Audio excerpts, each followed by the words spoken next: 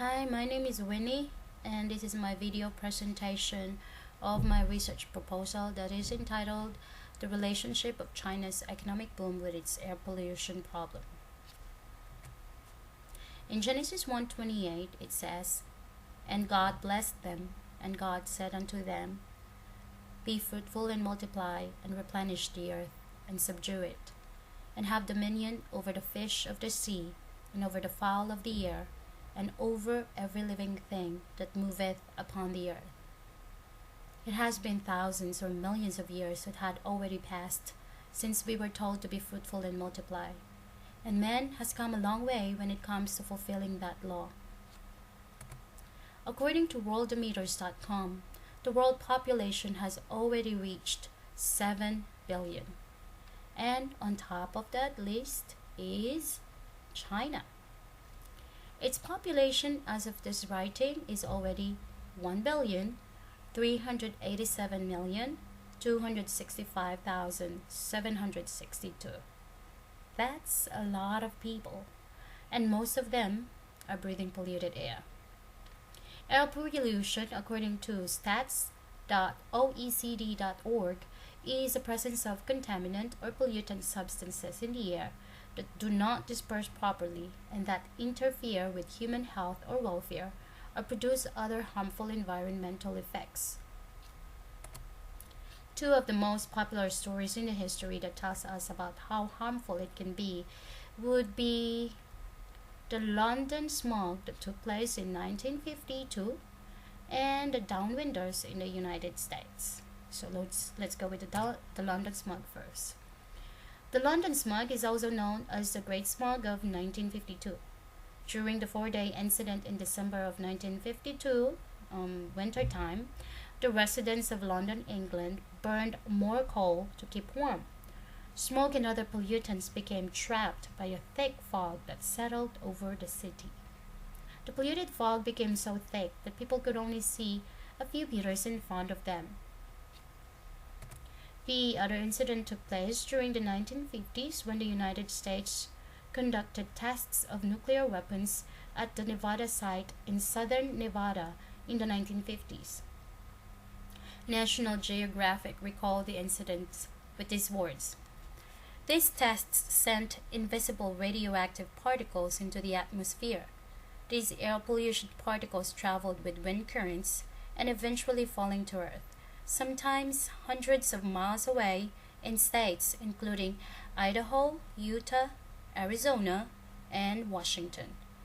These areas were considered to be downwind from the Nevada test site. Decades later, people living in those downwind areas called downwinders began developing cancer at above normal rates. In 1990, the U.S. government passed the Radiation Exposure Compensation Act, or RECA. This law actually entitles some downwinders to payments of $50,000. These two stories are just fine examples of what could happen when air pollution is set aside.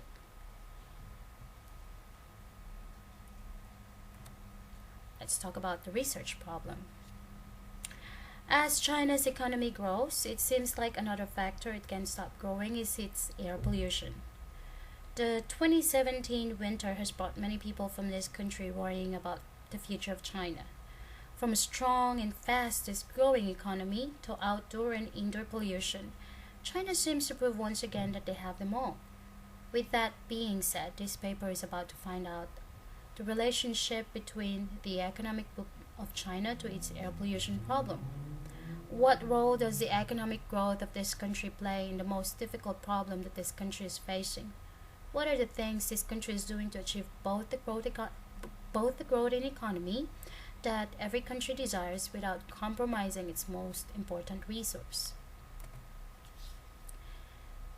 The objectives of the study are: determine the major causes of air pollution in China, enumerate the problems the air pollution has created in China, determine the relationship of the economic growth in China to its air pollution problem, collect information about the government's plan on how to solve its air pollution problem without compromising its economic boom, and provide suggestions on how to prevent the same situation from happening in the future.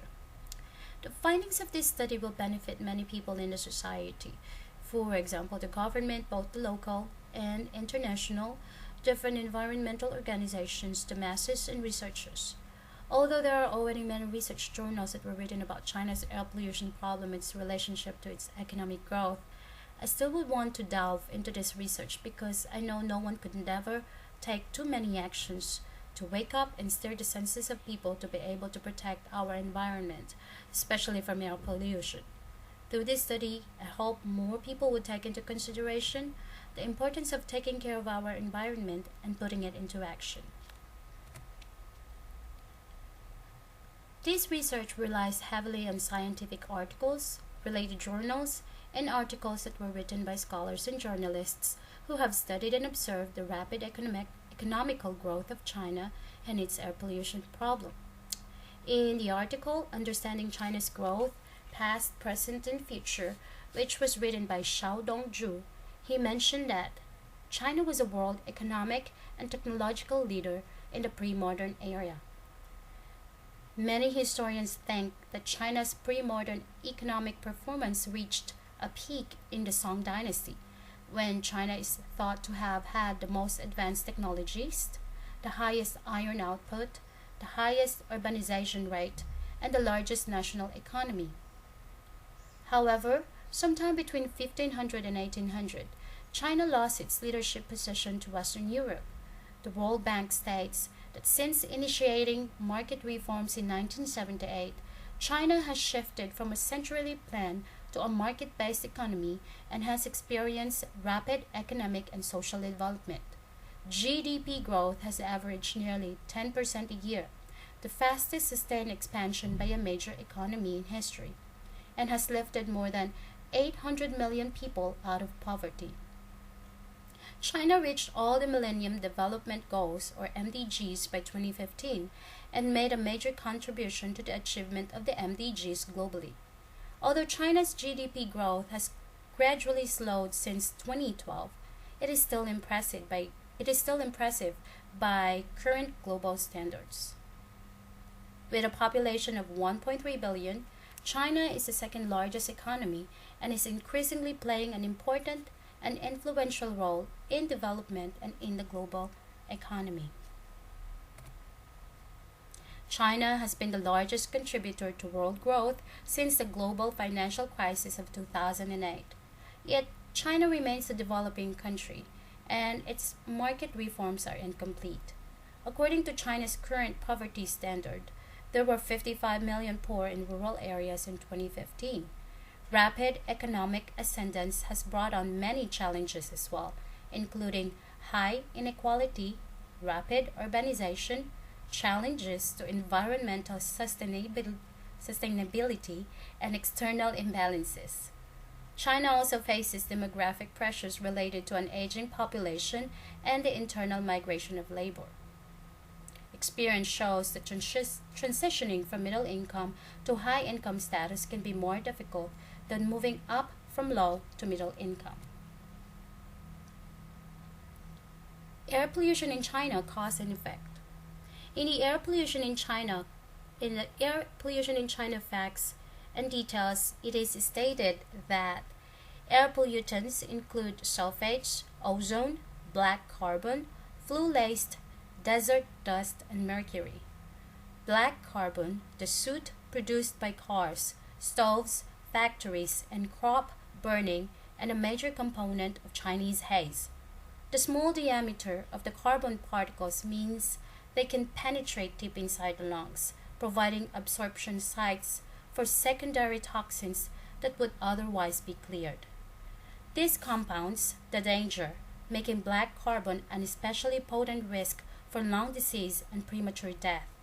Air pollution includes particles of soot, organic hazardous material, heavy metals, acid, aerosols, and dust. The smaller particles are more dangerous because they are more easily inhaled. Judged as the most dangerous for health, suspended particulates are caused mainly by coal and car exhaust. In the cities, it is also caused by construction. In the spring, it is caused by dust from the sun and dust storms in the Gobi. Particulate matter, which includes dust, soot, aerosol particles less than 10 microns in size, is a major source of air pollution. Particulate levels are measured in micrograms per cubic meter of air. In United States, level about 50 micrograms are considered unsafe. In Europe, the levels are around 40 micrograms. In Beijing, that average level is 141. China is the world's leading source of sulfur dioxide. Levels of the pollutant in the air are comparable to Japan in the 1970s when air pollution was a major problem there. Emissions of sulfur dioxide from coal and fuel oil can cause respiratory and cardiovascular diseases as well as acid rain. Sulfur dioxide emissions alone are thought to cause damage equal to 12% of China's GNP. China's emissions of nitrogen oxide, the main cause of urban smog, have increased 3.8% a year for 25 years. Unless things are dramatically changed, nitrogen oxide emissions in China will double by 2020. Nitrogen oxide is released by power plants, heavy industries, and cars. Nitrogen dioxide is not a serious problem. Levels of the pollutant in China are comparable to those in Japan. Even so, levels in Beijing rose 50% between 1996 and 2006. There are also problems with ozone and particulates measuring more than 2.5 microns. Ozone forms when nitrogen oxides combine with hydrocarbons emitted by vehicles and refineries. It affects photosynthesis. High ozone levels recorded in the lower Yangtze Basin are thought to be linked to crop yields that are 25% lower than those in unpolluted areas. It is worth mentioning that China's method of measuring the air quality on PM 2.5 concentration is different from those of other countries. Let's take a look at this graph. In here we will be able to see that this is how China measures its air quality based on PM 2.5 concentrations. You will see the green part here. The green part is, we can say that this is okay. Excellent, good, and light. Now when they reach yellow, it will become moderate, and then when it reaches red, that will be heavy and serious. Now we will be comparing it with those measurements that US and Europe is actually using. We can see that in US, the thing that they consider good would have to be somewhere between 12.4 PM concentration. And then once it reaches 12.5 to 35.4, it is already considered moderate. In Europe, we can see that they are also using a different kind of air quality assessment. For them, if it's 10 PM concentration and also 10 below, here we can see 10 to 20, you can see that it's still green. But once it reaches 20 to 30, that will become moderate. And once it becomes 30 to 60, it's already considered high. And the rest of that will be actually very high. On the other hand, here in the US, we can see that they have 35.5 to 55.4, which they actually consider unhealthy for sensitive groups. Europe doesn't have that. And then they have the unhealthy part, very unhealthy, and then hazardous. But in China, you can see that they actually have a bigger space for what they consider is actually okay for the air to be breathed. So it goes to as high as 115, that it can be still considered good. But once it reaches 115 to 150, it's already moderate, which is actually very much different from what US and Europe is actually using. So what basically this graph is saying is that what China considers as a breathable air is actually not going to be considered as breathable air when you go to US or when you go to Europe. And that's actually not good news for the people who are actually living in China. Okay. According to ProQuest article entitled China Tackles the Health Effects of the Air Pollution, it says, air pollution has serious direct effects on public health in China. The Global Burden of Disease Study 2010 found that particulate matter with an aerodynamic diameter of less than 2.5 has become the fourth biggest threat to the health of the Chinese people. In addition, the death rate from lung cancer has soared since 1970 and is now the leading cause of death from malignant tumors in the country. The death rate from lung cancer increased to 30 to 84 deaths per 100,000 population in 2004 to 2005 compared to 1973 to 75, where the death rate and age-adjusted death rate from lung cancer in 2004 to 2005 increased by 464, 8% and 261, which is actually 4% respectively. Studies by the World Bank, WHO, and the Chinese Academy for Environmental Planning on the effect of air pollution on health concluded that between 350,000 and 500,000 people die prematurely each year as a result of outdoor air pollution in China. According to the Global Burden of Disease Study 2010, about 1.2 million people in China died prematurely, and 25 million disability-adjusted life years were lost in 2010 as a result of air pollution. These findings are a maximum international estimation, however, and might overestimate the health effects of outdoor air pollution in China. Research from the World Bank, the Chinese Academy for Environmental Planning, and Fudan University that use a revised exposure response relation coefficient to long-term air pollution and real-time monitoring data in cities produce results that better reflect the real situation in the country. Okay.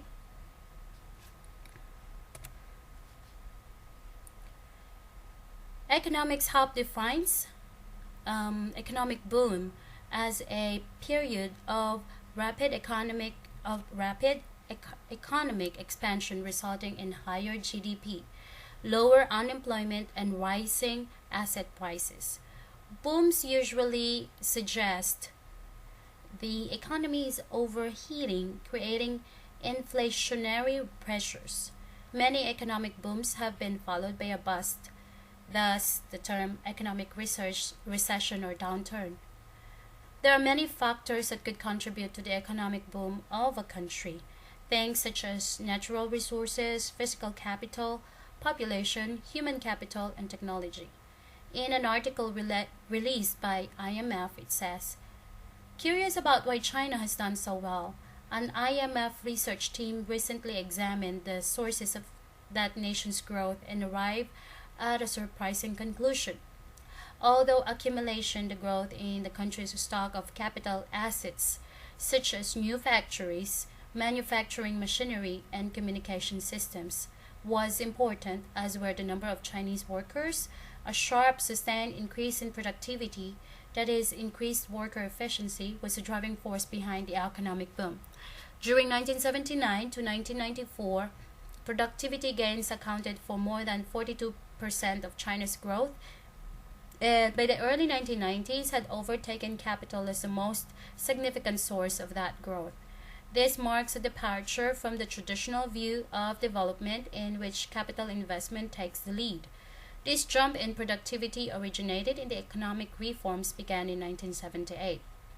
In here, we can assume that whenever there is a growth in economy, there are factors that contribute to it, and those factors are oftentimes abused or misused.